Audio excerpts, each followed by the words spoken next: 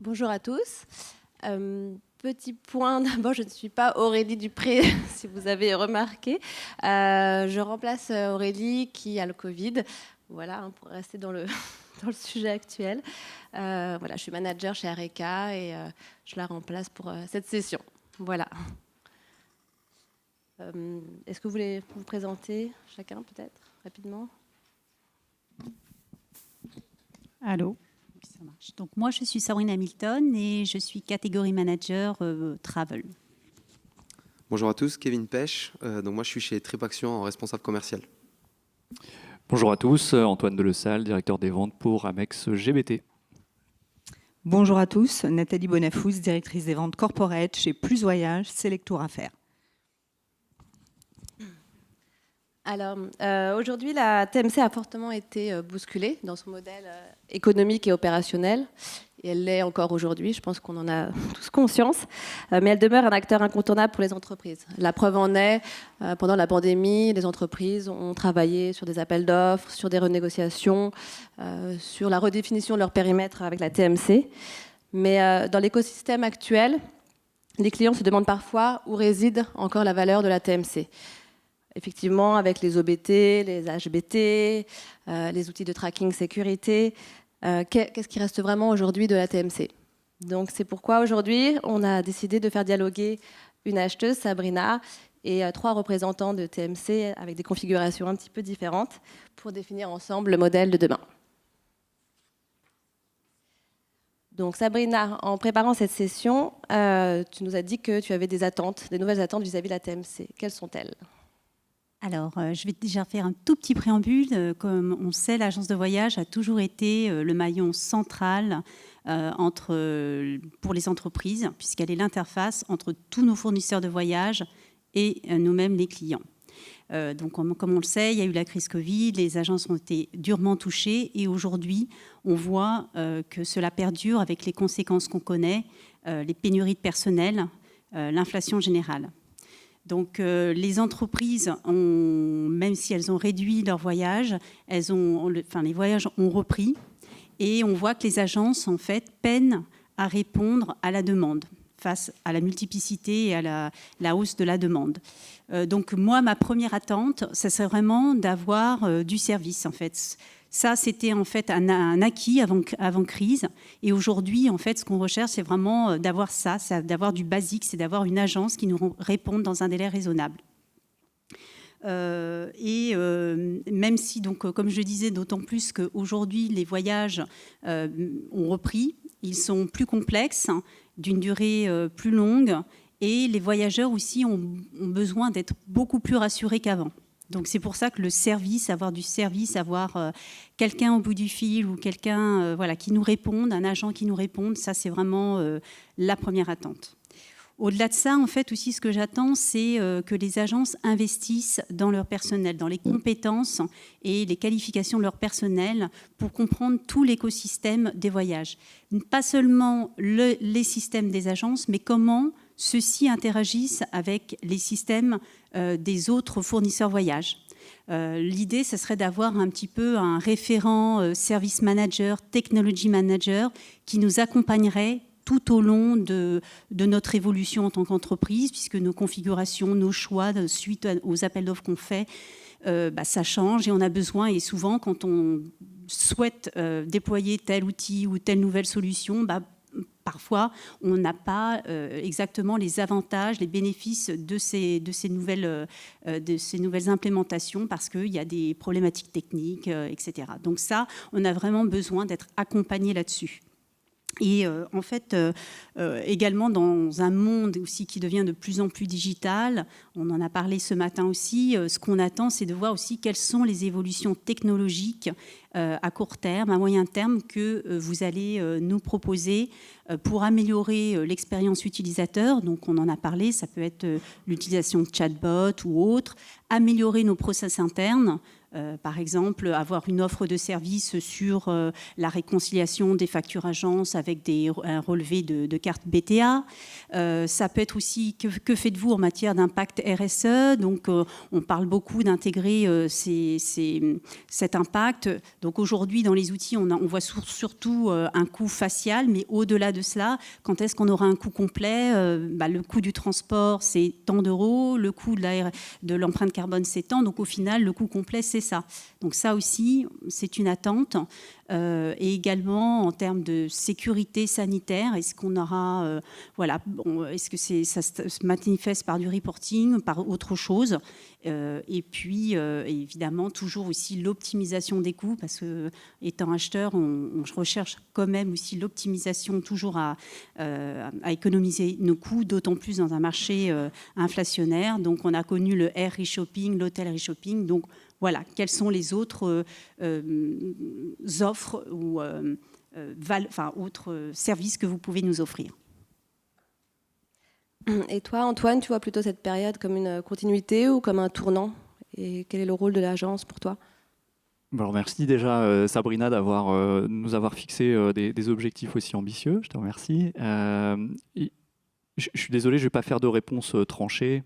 Il y a une continuité et il y a un tournant. Je pense qu'on est dans le rôle de la TMC sur une continuité pour des éléments qui sont basiques, l'accompagnement sur le online, l'accompagnement sur le offline, l'accompagnement de l'agence dans la PVE des entreprises, le reporting, donner du benchmark à ses clients. Donc il y a évidemment une partie pour le voyageur, mais pas seulement. La TMC, elle a attendu sur son accompagnement voyageur, mais également sur son accompagnement auprès des populations achats ou travel manager. Et sur ces basiques, et c'est d'ailleurs une chose sur laquelle je vais rebondir après, que Sabrina met en avant, hein, le basique, je ne suis pas convaincu que si on avait posé la question il y a encore quelques mois, on aurait mis ce basique en point numéro 1.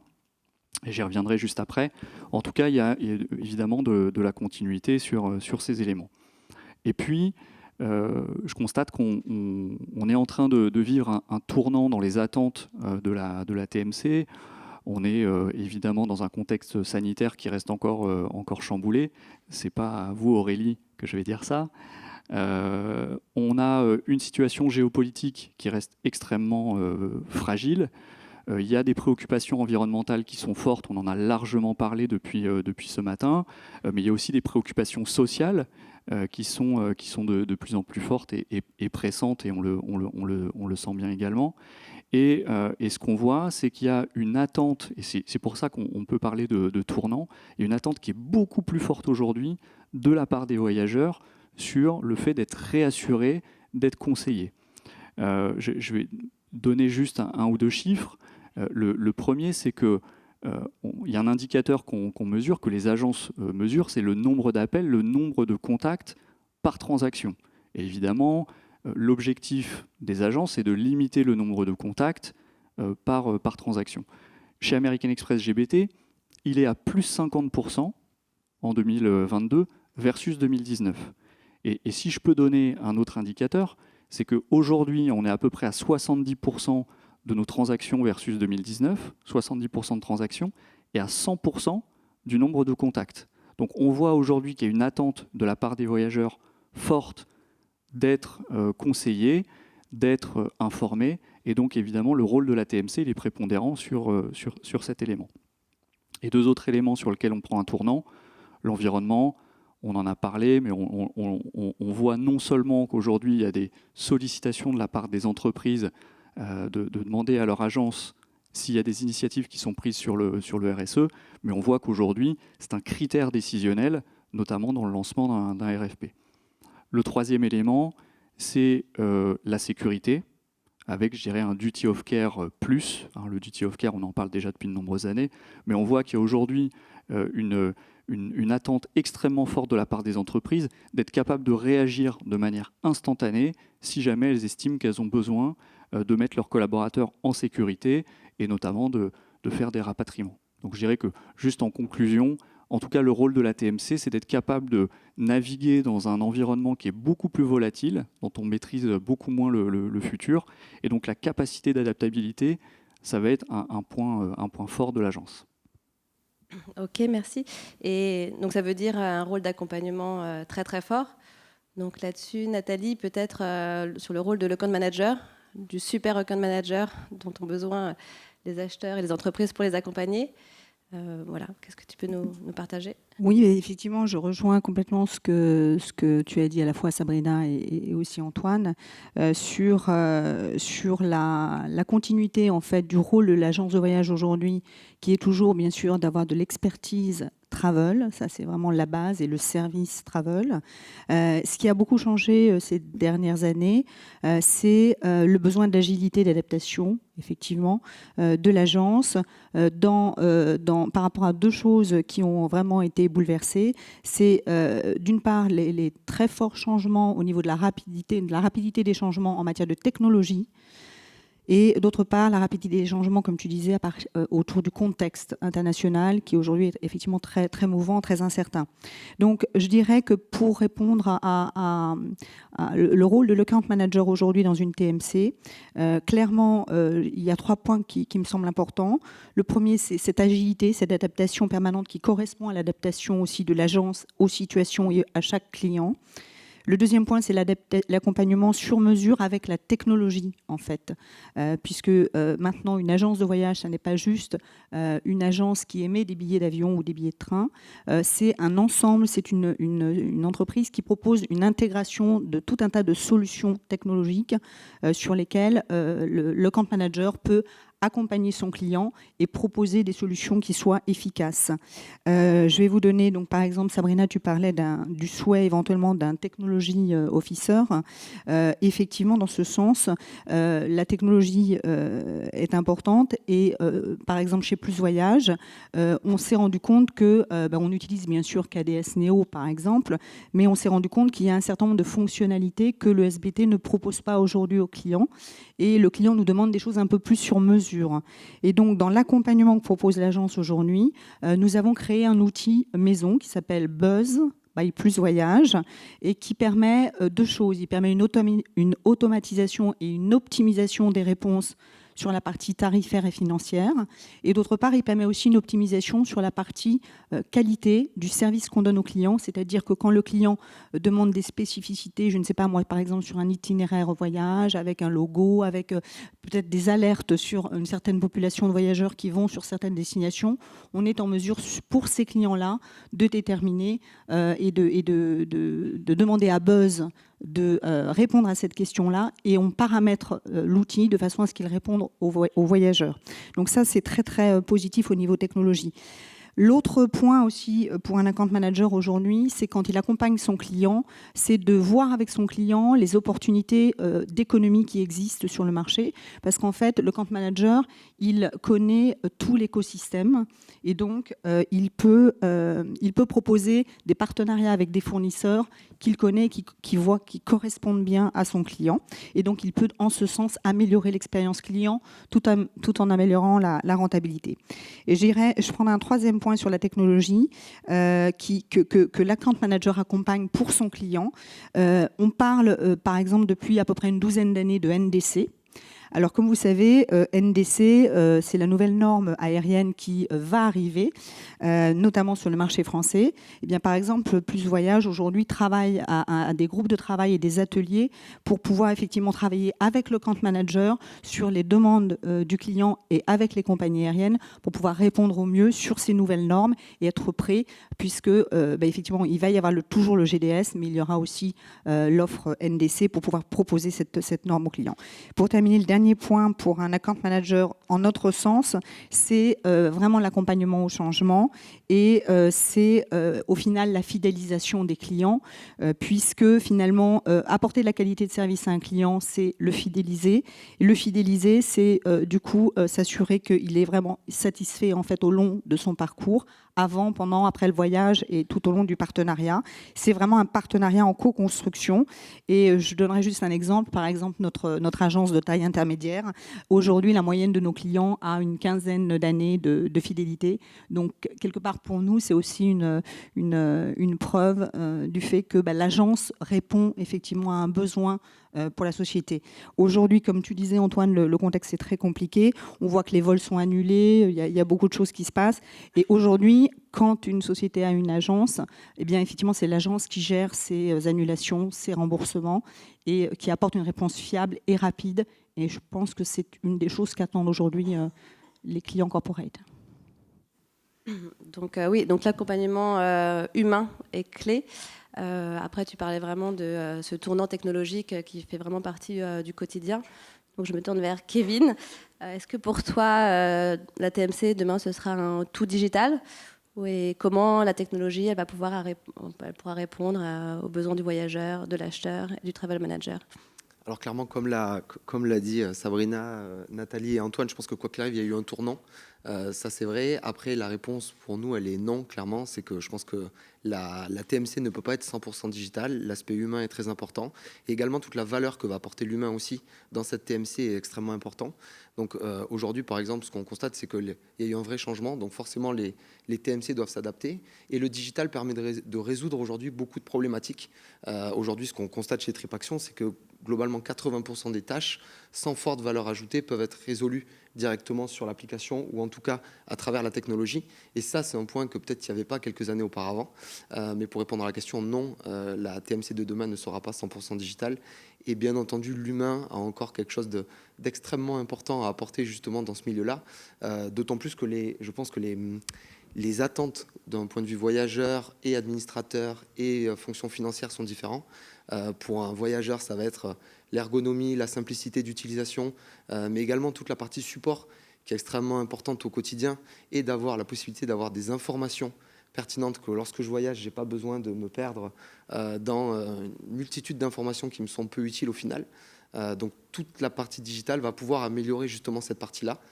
Et bien entendu, pour les fonctions administrateurs et financiers, ça va être le temps réel, ça va être la sûreté. Antoine parlait du duty of care, qui est bien entendu extrêmement important aujourd'hui. Donc c'est essayer d'avoir un maximum d'informations dans le digital, mais bien entendu garder un contact humain très important. Merci. Antoine, de ton côté, les innovations, sur quoi vous travaillez aujourd'hui et en quoi, pareil, elles peuvent répondre à tous les acteurs ? Sur quoi on travaille ? On travaille sur des éléments qui doivent apporter une réponse à court terme à une situation actuelle qui est chamboulée et puis répondre à un besoin plus sur le long terme. Mais si je devais donner 3 axes de développement du groupe Amex GBT, c'est donner accès au contenu, un juste contenu, donner accès à l'information et donner accès aux ressources. Voilà les 3 axes majeurs sur lesquels on travaille. Sur le fait de donner accès au contenu, il y a évidemment donner accès à un contenu large. Alors, je crois qu'il y a des personnes qui vont parler de NDC en long, en large, en travers tout à l'heure, donc on ne va pas forcément focuser sur le contenu NDC. Ça serait trop restrictif, c'est peut-être un élément qui fait beaucoup parler, mais le contenu aujourd'hui et le challenge du contenu, il n'est pas seulement autour de NDC. Mathieu Champion parlait du rail sur la scène européenne un peu plus tôt dans la matinée. C'est aussi un challenge de distribuer du contenu au niveau européen. Donc il y a un challenge de contenu, donner accès au contenu, que ce contenu soit multicanal et qu'il soit homogène dans les pays, et ça c'est important pour les entreprises qui ont un scope international. Donc ça c'est un vrai axe de développement fort d'Amex GBT. Sur l'accès à l'information, il répond à une problématique qui est peut-être un peu plus temporaire, qu'on a citée et que beaucoup aujourd'hui de personnes, travel managers ou acheteurs, auxquels ils sont confrontés, c'est l'accessibilité aux ressources. Et donc, comment on travaille cette gestion de l'accessibilité ? En favorisant le digital, en étant beaucoup plus fort, en accélérant sur le chat, sur WhatsApp, on a parlé aussi de Zoom, de Teams. Voilà, ça, ce sont clairement des axes de développement pour permettre aux voyageurs d'avoir accès à des conseillers voyage de manière instantanée. On met un petit paquet cadeau avec de l'intelligence artificielle, et ça, c'est un vrai axe de développement. Et puis, je dirais que le troisième, donc l'accès à l'information, je crois que je me suis peut-être un peu mélangé, mais accès aux ressources, accès à l'information, pour être capable de donner la juste information sur les voyages, et également en matière d'empreinte carbone. Comment est-ce qu'on donne aux voyageurs l'accès à la data sur son émission carbone, mais comment on donne aussi de la valeur aux responsables des entreprises, aux acheteurs, qui ont une vraie influence, qui ont un vrai rôle à jouer dans la verdification des déplacements de leur entreprise. Donc il y a évidemment des choses qui sont faites pour le voyageur, c'est important, mais il y a des choses qui sont faites aussi pour les décideurs des entreprises, et c'est tout aussi important. Les entreprises, enfin les voyageurs se déplacent dans le cadre professionnel, et il faut bien entendu que ce soit encadré par leur entreprise. Donc nos axes de développement se situent à ces 3 niveaux.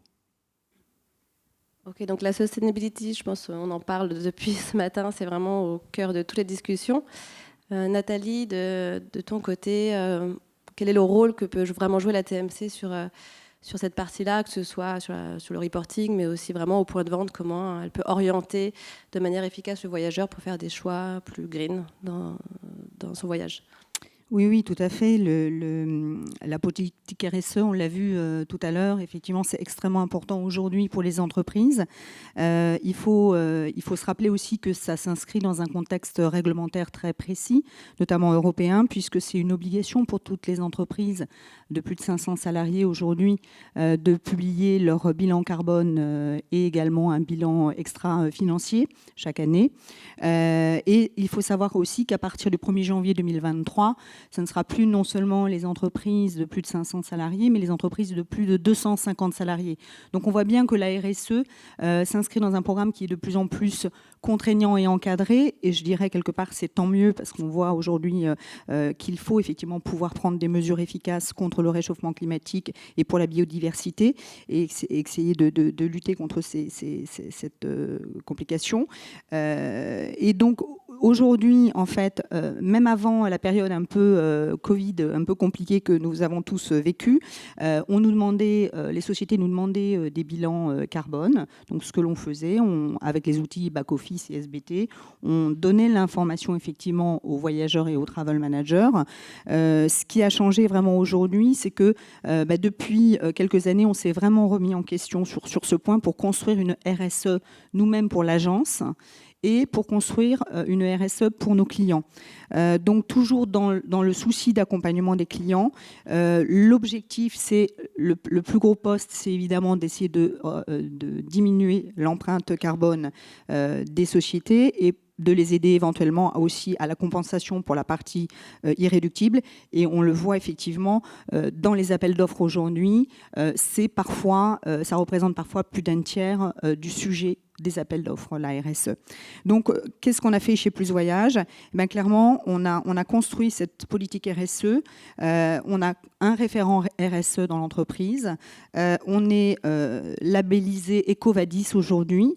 Donc, ça nous permet d'apporter des solutions concrètes et avec ce label qui permet d'accompagner les entreprises sur les volets sociaux, environnementaux et sur la relation client.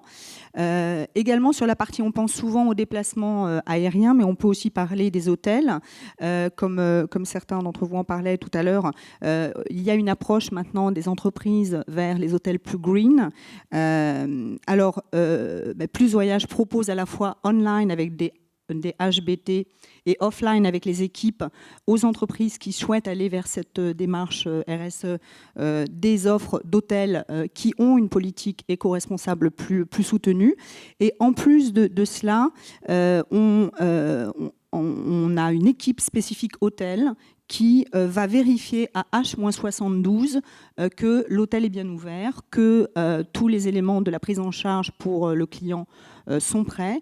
Et ça, ce sont effectivement, on reparlait des basiques du service, mais c'est extrêmement important parce qu'on l'a vu pendant le Covid. Parfois, si vous n'appelez pas l'hôtel 3 jours avant, mais effectivement, il y avait des hôtels qui étaient fermés, il y a des hôtels qui réduisent leur inventaire, donc ça peut créer quelques surprises. Et donc, c'est aussi une approche RSE que d'apporter cette amélioration expérience client. Et le dernier point important pour nous sur cette partie RSE, c'est bien sûr l'innovation technologique. Nous sommes en train actuellement de signer avec un acteur innovant de la technologie. C'est en cours, donc je ne peux pas trop vous donner de détails. Mais pour revenir sur effectivement des solutions de déplacement plus éco-responsables, si on prend un exemple d'un Paris-Marseille, aujourd'hui, si ce voyage, l'entreprise le fait, enfin le voyageur le fait en avion, c'est 80 fois plus de consommation carbone que s'il le fait en train. Donc effectivement, le rôle de la TMC, c'est d'accompagner le travel manager et également tous les voyageurs, enfin d'accompagner l'entreprise vers ce changement de comportement en disant en amont, oui, on va pour ce type de déplacement en France privilégier le train. OK, aujourd'hui, on est peut-être à 60% de trains, 40% d'avions. Eh bien, on va essayer d'aller vers un peu moins d'avions et un peu plus de trains et progressivement de travailler avec l'entreprise en co-construction vers cette diminution des voyages en avion sur des courtes durées et un peu plus de trains. Pour conclure, je dirais que avec ce nouveau partenaire, par exemple, cet outil nous permettra de répondre en amont à la demande d'information des clients sur quelle est l'empreinte carbone si je prends tel choix ou tel autre, de comparer plusieurs types de déplacements et de répondre finalement aux objectifs de réduction de l'empreinte carbone.